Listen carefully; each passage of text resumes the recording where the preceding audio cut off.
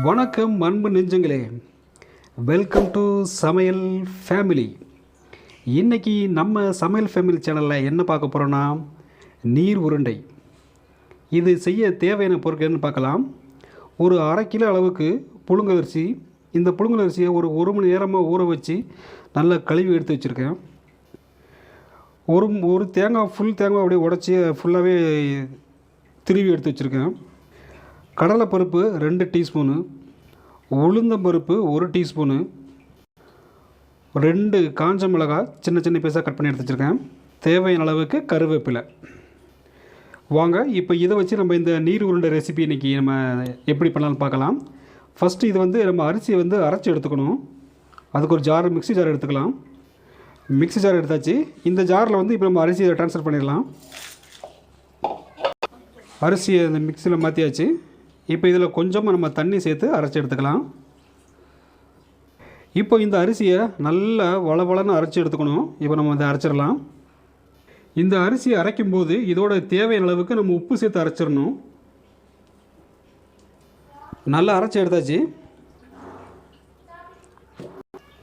பாருங்கள், இந்த பதத்துக்கு ரொம்பையும் குறகுறப்பாக அரைச்சக்கூடாது. இந்த பதத்துக்கு கரெக்டாக அரைச்சி எடுத்துக்கணும். இப்போ நம்ம இந்த அரைச்சி எடுத்த மாவை நம்ம லைட்டாக கடாயில் வச்சு வாட்டி எடுத்துக்கணும். ஃபஸ்ட்டு ஸ்டவ் ஆன் பண்ணிக்கலாம்.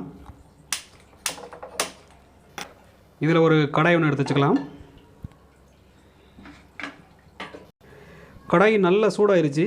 இதில் ஒரு 50 ml அளவுக்கு நம்ம சமையல் எண்ணெய் சேர்த்துக்கலாம்.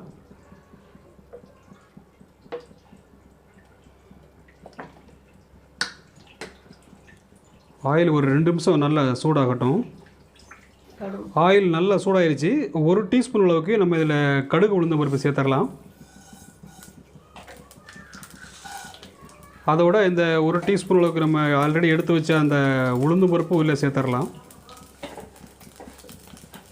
அடுத்தது இந்த கடலை பருப்பை சேர்த்துடலாம்.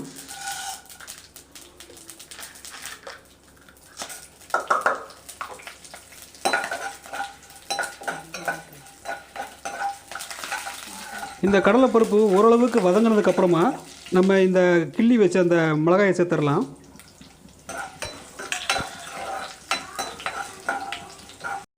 அதோட இந்த கருவேப்பிலையும் நம்ம உள்ளே ஆட் பண்ணிடலாம்.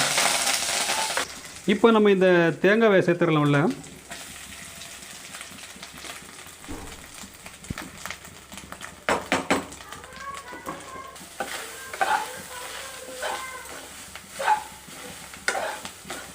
இதை எல்லாத்தையும் நல்லா மிக்ஸ் பண்ணி எடுத்துக்கணும். அதில் இந்த தேங்காய் வெல்லம் ஓரளவுக்கு நல்லா வதக்கினதுக்கப்புறமா நம்ம இந்த மிக்ஸியில் அரைச்சி வச்ச இந்த மாவை நம்ம உள்ளே சேர்த்துடலாம்.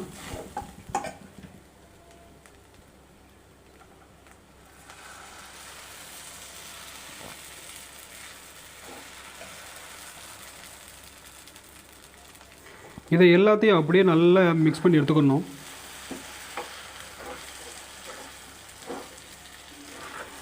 இந்த நீர் உருண்டைக்கு இன்னொரு பேரும் இருக்குது, உப்பு உருண்டைன்னு சொல்லுவாங்க.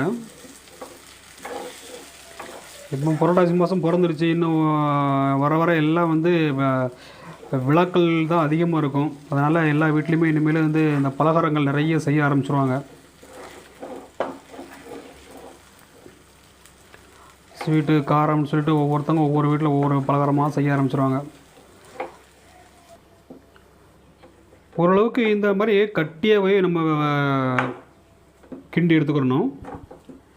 அப்போ தான் இது உருண்டை பிடிக்கிறதுக்கு கொஞ்சம் வசதியாக இருக்கும். தண்ணியாக இருந்துச்சுன்னா உருண்டை பிடிக்க முடியாது. பாருங்கள் எவ்வளவு திக்காக இருக்குன்னு. ஃபுல் ட்ரையாக இருக்கணும். அப்போ தான் கரெக்டாக இருக்கும். இது ஃபுல்லாக அப்படியே நல்லா கிண்டி எடுத்துகிட்டு ஒரு 10 நிமிஷம் அளவுக்கு நம்ம இது ஃபேனில் வச்சு ஆற வச்சு எடுத்துக்கணும். அப்போ தான் இது நம்ம உருண்டை பிடிக்க முடியும். ஒரு 10 நிமிஷம் இப்போ நம்ம இதை ஆற வச்சிடலாம். இந்த மாவு ஒரு 10 நிமிஷம் ஆற வைக்கிற டைமில் நம்ம இதை வேக வைக்கிறதுக்காக நம்ம இட்லி பானையில் தண்ணியை சுட வச்சிடலாம். இட்லி பானையில் நம்ம கொஞ்சமாக தண்ணி ஊற்றி இப்போ நம்ம சுட வச்சாச்சு.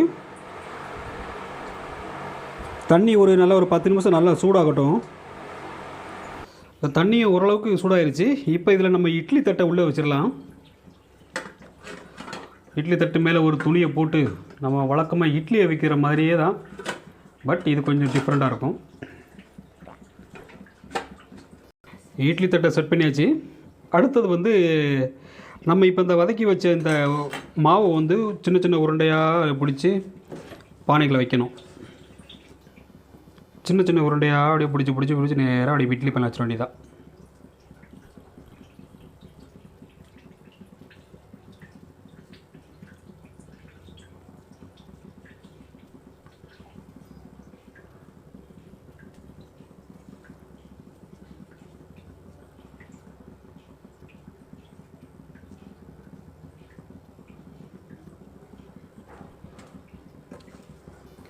இந்த நீர் உருண்டை பார்த்திங்கன்னா மார்னிங் டிஃபனுக்கு, அப்புறம் ஈவினிங் ஸ்நாக்ஸுக்கு, இந்த மாதிரி நம்ம ஒரு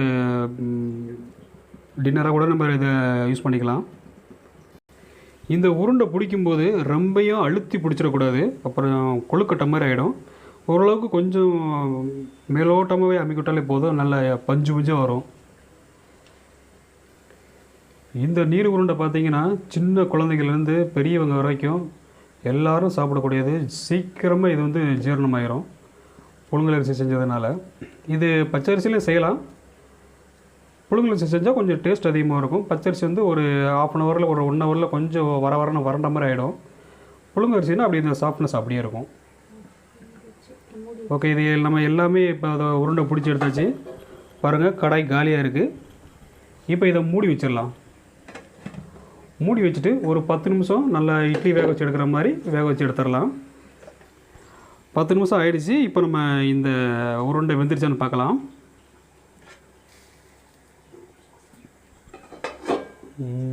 எம்மி, நல்லா அருமையாக வந்திருக்கு. இப்போ நம்ம இதை ஸ்டவ் ஆஃப் பண்ணிவிட்டு எடுத்துடலாம். அதை